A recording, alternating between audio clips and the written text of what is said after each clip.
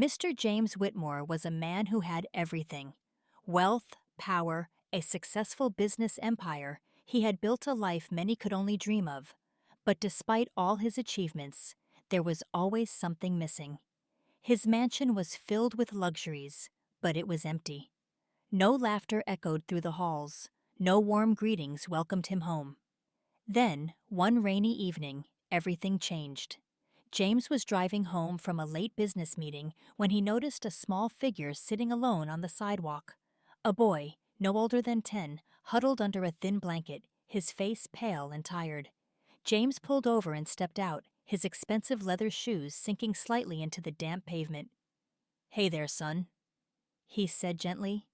"What are you doing out here all alone?" The boy looked up, his big brown eyes filled with a mix of fear and exhaustion. "I don't have anywhere to go," he whispered. James crouched beside him. "Where are your parents?"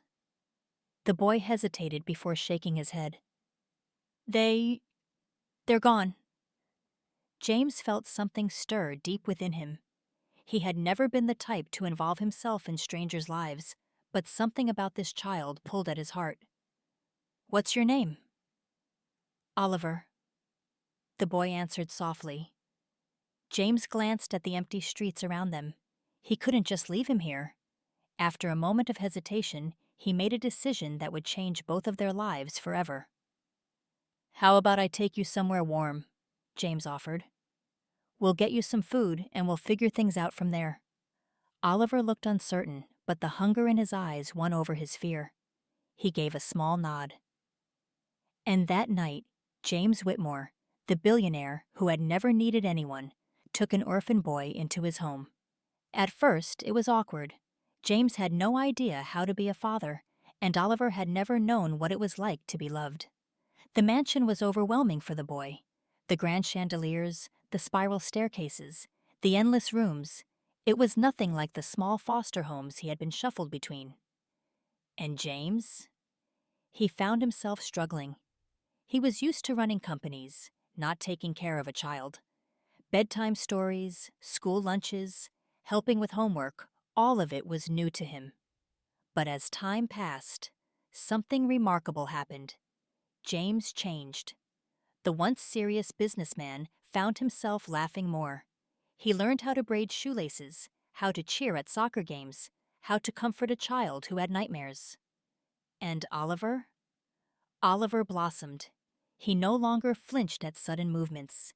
He stopped expecting to be abandoned. He started calling James Dad, and for the first time in his life, James Whitmore felt whole. Years passed. Oliver grew into a smart, kind young man. He excelled in school, was well-liked, and had a passion for engineering and innovation. James couldn't have been prouder. He had given the boy a home, but in return, Oliver had given him something even greater: a family. On the day of Oliver's high school graduation, James sat in the audience, clapping the loudest when his son walked across the stage. After the ceremony, Oliver hugged him tightly. "I couldn't have done this without you, Dad," he whispered. James blinked back tears. "No, son, you did this. I just gave you a little push." But little did James know, Oliver was about to give him the biggest surprise of his life. A few years later, James sat in his home office looking over financial reports. His business was still thriving, but something felt different. He missed Oliver. His son had gone off to college, and though they spoke often, James felt the emptiness creeping back. Then, one day, Oliver called. "Dad, I'm coming home this weekend. I have something important to show you." James was excited, but he had no idea what was coming. When Oliver arrived, he wasn't alone. He brought a group of young engineers, all wearing matching badges, and in his hands, he carried a thick folder labeled Project Whitmore. "Son, what's all this?" James asked, curious. Oliver smiled. "Dad, do you remember when I was little, and I used to take apart your watches just to see how they worked?" James chuckled. "I remember. I had to buy so many new ones." Oliver grinned. "Well, I never stopped wanting to build things, and thanks to you, I was able to go to college, study engineering, and start my own company. And now, I want to give something back. James raised an eyebrow. Give back? Oliver took a deep breath. Dad, I know you've spent your whole life helping businesses grow, but now I want to help people. So, I've designed a new technology, one that provides clean energy at a fraction of the cost, and I want you to be my first investor. James stared at his son, stunned. You started a company? He finally asked. Oliver nodded. Yes, and not just any company. A company that's going to change the world. And it's all because you believed in me. James looked down at the folder in his hands, then back at his son. His heart swelled with pride. This wasn't just a business opportunity. This was a full circle moment. Years ago, James had taken in a lonely orphan boy with nothing. And now that boy had grown into a brilliant young man, one who was about to make history.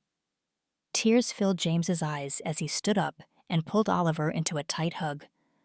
I don't need to look at the proposal, he said, his voice thick with emotion. I believe in you, and I always will. And in that moment, James realized something. He had adopted a boy in need, but in the end, it was Oliver who had truly saved him. The next few years were nothing short of incredible.